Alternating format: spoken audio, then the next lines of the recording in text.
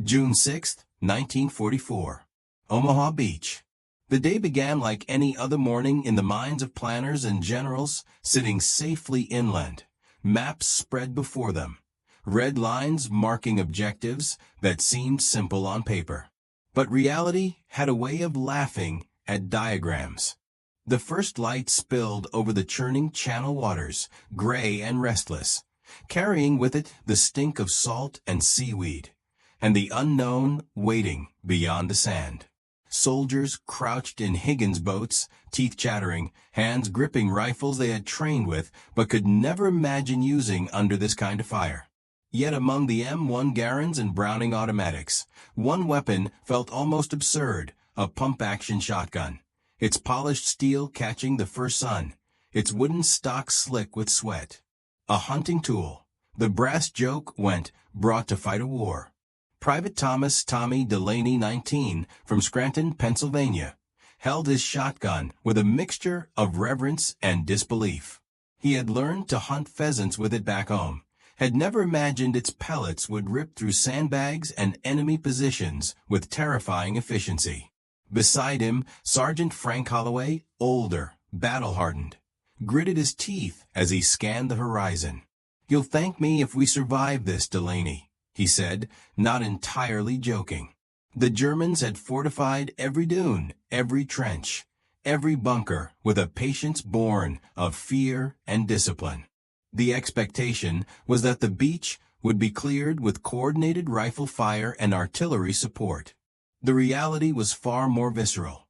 Men sprawled across sand like rag dolls, smoke and sand mixed in a choking fog, bullets stitching the air with unmerciful rhythm. As the ramp dropped, Tommy plunged into the chaos. The first trench he encountered was a narrow, mud-slick corridor, crawling with enemy soldiers who had survived bombardments that would have crushed lesser men. Rifles jammed. Grenades bounced off walls. And then Tommy pumped the shotgun. The recoil slammed into his shoulder, and in a moment that was both terrifying and strangely satisfying, buckshot tore through the enemy's line. The spread, wide and merciless, cleared the space in seconds. The men beside him blinked, half in disbelief, half in relief. In the trench, expectation and reality collided. This was no place for the standard infantry arsenal. The shotgun had become a scalpel in the hands of chaos. Reports would later confirm what Tommy and his comrades felt in that moment. Over 10,000 shotguns had been shipped to the European theater by mid-1944, a tactical experiment that was exceeding all predictions. The War Department's 1943 memo read, almost prophetic in hindsight, "Shotgun is a force multiplier for trench clearing. Effectiveness within 50 yards exceeds expectations." And yet, the men on the beach did not read memos. They felt the steel and wood in their hands, smelled the acrid gunpowder, and heard the echo of buckshot tearing through obstacles. Every trench cleared, every position seized, carried not just tactical advantage, but psychological relief. A small proof that survival was possible in a place where death seemed to lurk behind every mound of sand. Corporal James Whitaker remembered it differently, his voice tinged with dark humor years later. "I was never a fan of birds, but that day, I was grateful for every pellet." His words capture the absurdity of it all, the incongruity of a hunting gun rewriting the rules of modern warfare. Men who had trained for precision now relied on scatter, and yet the results were undeniable. The shotgun's power lay not in subtlety, but in its simplicity. Aim, pump, fire, repeat. In the narrow, mud-choked trenches, that simplicity became salvation. Holloway shouted over the din, urging his men forward, and in those moments, bonds formed not just of strategy, but of shared terror and exhilaration.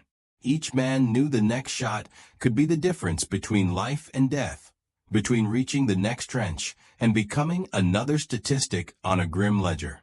The beach's chaos was punctuated by irony, too small to comfort, but large enough to register in the mind. Where generals had mapped out decisive engagements with rifles and artillery, It was a weapon designed for pheasants that now defined the front line. Tommy paused, catching his breath, noting the juxtaposition. The child of hunting fields, now a kingmaker in mud and blood. It was not elegance that saved them, nor the meticulous planning of strategists. It was adaptability, courage, and a stubborn reliance on tools no one had considered truly military. And as he moved forward, the first wave of chaos behind him, he glimpsed the horizon, smoke rising from the dunes, the cries of men mingling with the roar of artillery, and understood that what had begun as a desperate gamble with an unconventional weapon was only the opening act. What came next, hedgerows, towns, forests, would demand more ingenuity, more courage, and perhaps more absurdity. But for now, in the trenches of Omaha, the shotgun had spoken, and survival had a new, unmistakable voice. By late 1944, the battlefields of Europe had shifted. Normandy's beaches were behind them, but the war was far from over. Private Tommy Delaney and Sergeant Frank Holloway found themselves in the shattered villages of northern France, streets littered with rubble, smoke curling from collapsed roofs like the breath of some wounded giant. The shotgun, once a surprising tool on sand and dune, had become indispensable here in the narrow alleys, cellars, and hedgerows where rifles faltered and artillery was too crude. Every building told a story of sudden destruction, of homes turned into fortresses, of civilians fleeing and soldiers crouching behind splintered walls. Holloway led his men down one such street, the 12-gauge tucked under his arm, eyes scanning the shadows. "Remember, boys," he muttered, voice low but firm, "this isn't the open fields. One wrong turn and you're feeding the ground." He gestured toward a collapsed doorway. From inside, a faint scuffle could be heard, the muffled clink of a rifle being readied, the whispered commands of soldiers trying to maintain composure amid chaos. Tommy's hands tightened on the pump action. The weapon that had seemed absurd months before on Omaha Beach now felt like an extension of himself, a reliable friend in a world gone mad. They moved forward, stepping over debris, each footfall a small gamble. In a narrow room once filled with furniture, a German soldier lurked behind a barricade of overturned tables and crates. Tommy pumped the shotgun. The recoil hit his shoulder with a familiar punch, and in a heartbeat, the threat was neutralized. The smell of smoke, sweat, and gun oil mingled in the air, and the men moved on, adrenaline propelling them into the next corner, the next doorway, each encounter a miniature storm of chaos.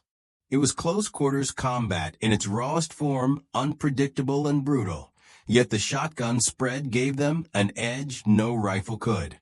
In the Hurtgen forest later that year, the same principle applied under an entirely different canopy.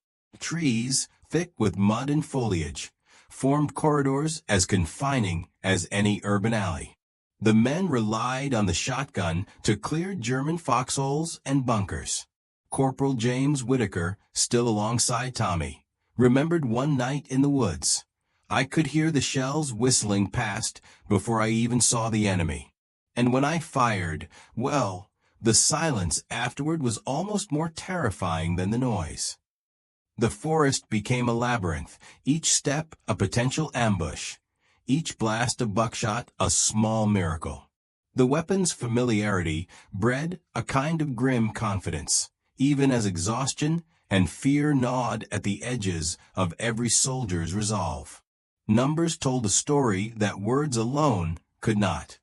By the end of 1944, over 30,000 shotguns had been issued to U.S. forces across Europe.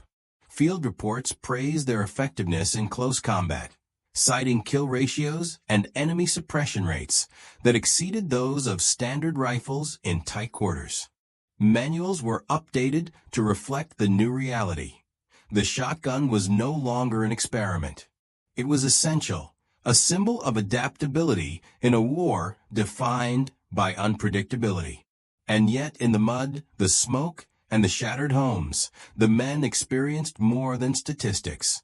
They felt the visceral truth of survival in the palm of their hands. Even as horror dominated their senses, moments of ironic levity surfaced. Holloway, always quick with a wry remark, muttered during one village sweep, "I always thought these were for ducks, boys. Seems ducks have nothing on krauts." Laughter, brief and sharp, echoed through the ruin, a tiny rebellion against the darkness surrounding them.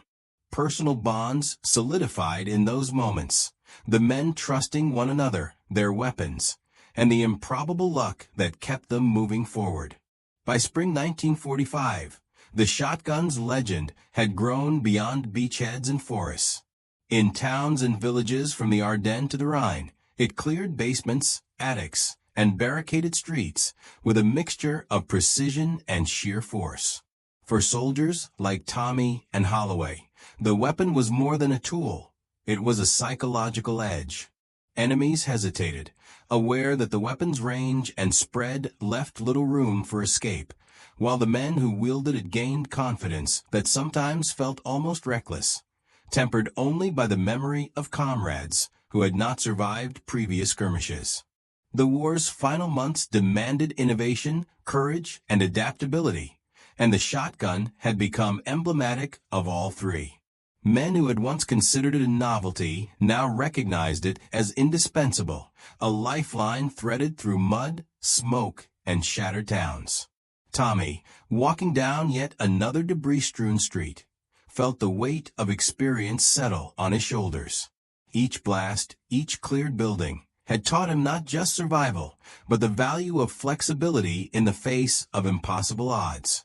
And as he paused to survey the ruins, the horizon ahead suggested a final confrontation, one that would test every lesson learned on beaches, in forests, and through crumbling walls.